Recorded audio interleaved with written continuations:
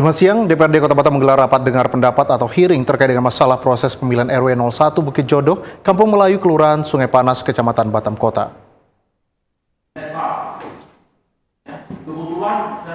Dalam hearing kali ini, permasalahan muncul ketika salah satu kandidat ketua RW yang menjadi pemenang dalam pemilihan dianggap tidak sesuai dengan aturan yang berlaku, di mana ketua RW tersebut masih masuk dalam keanggotaan partai politik. Ketua Komisi 1 DPRD Kota Batam, Likai, menyampaikan melihat penjelasan dari berbagai pihak bahwa penetapan Ketua RW 01 dianggap sah, bahkan saat itu dihadirkan juga Kepala Bagian Hukum Pemerintahan Kota Batam dan Perwakilan Bagian Tata Pemerintahan Kota Batam. Meski demikian, Likai menyebut jika masih ada hal yang memberatkan atas hasil hearing kali ini, bisa dilakukan gugatan ke Pengadilan Tata Usaha Negara, karena menurutnya pihaknya hanya memberikan ruang untuk bermediasi. Kita sudah tanya dari pihak yang kalah juga tidak keberatan loh, ya. Cuma masalah pendukung masing-masing yang merasa keberatan ya silakan gugat ke PT UN. Kami ini kan untuk memediasikan, bukan untuk memvonis atau bisa mengambil suatu kesimpulan. Ya, kami berusaha untuk memediasikan, tapi kedua belah pihak kalau kita lihat hari ini kan cukup tenang kan semua. Dan tadi kita lihat dari Kabar Tapem, dari Kabar Hukum juga sudah menyatakan itu sah.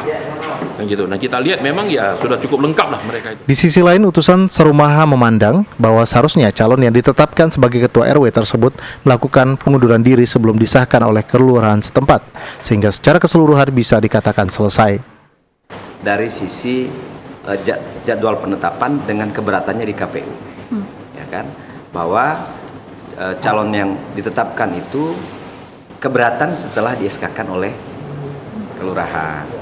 Jadi kalau tadinya yang ditetapkan itu sebagai ketua RW terpilih, sebelum ditetapkan harus mengajukan keberatan terlebih dahulu. Sehingga secara sistem sipol itu clear. Walaupun benar ada pengunduran diri, tapi yang menentukan seseorang itu menjadi peserta atau anggota partai politik itu kan KPU sebagai penyelenggara. Sipol itu disediakan untuk bisa memantau semua penyelenggaraan pemerintahan.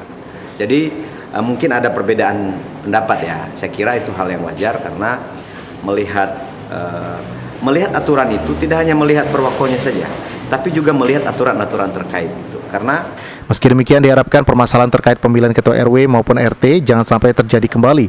Karena saat ini pemerintah Kota Batam tengah merevisi Perwako nomor 22 tahun 2020 sehingga kedepannya bisa lebih baik.